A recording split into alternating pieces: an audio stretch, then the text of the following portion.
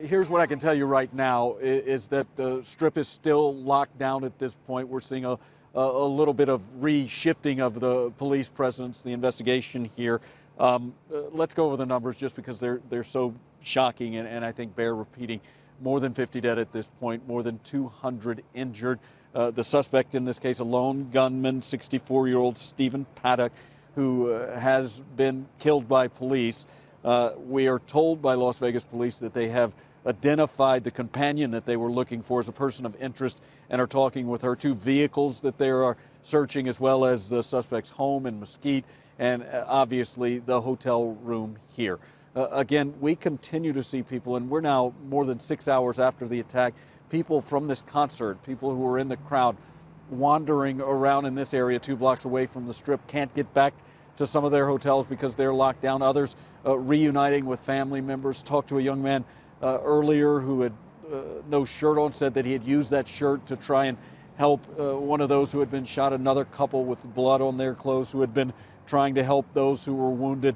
And this is something that's continuing to unfold right now. We continue to see officers moving toward the scene, so it's still, while not an active situation, one that police are now really ramping up the investigation. Jay, we had heard from the Clark County Sheriff earlier today saying that they would be bringing updates about every 2 hours or so. Yeah. Any word on when that next update is expected? No, but you're right. They had said they're going to try and do this every couple of hours, and so we expect one to be coming here in the next hour or so if they maintain that schedule. Obviously, things are very fluid here right now, and there's a lot going on, but we do expect to hear from them at some point. And there is a big concern among those who are on the ground at the scene that the numbers we're talking about, the worst mass shooting in U.S. history, are going to climb as we continue to get those reports. It's hard to grasp at this point, and it's still very early, just how overwhelming and how horrific this attack in Las Vegas has been. There had been some reports from eyewitnesses on the scene, reportedly, again, some of this is coming from social media, but some of them saying that attack lasted 8 to 10 minutes. Yeah. Is that what you've heard there as well? Yeah. Yeah, when you talk to people or hear people talking about their experiences there, they say that the shots were ringing out for what you hear is between 5 and 10 minutes from a lot of people.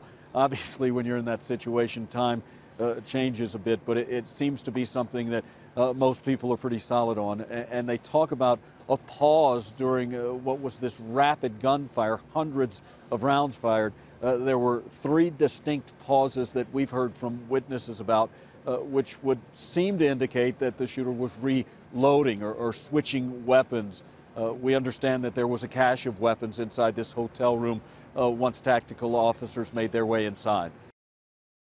Hey there, thanks for checking out CNBC on YouTube. Be sure to subscribe to stay up to date on all of the day's biggest stories. You can also click on any of the videos around me to watch the latest from CNBC.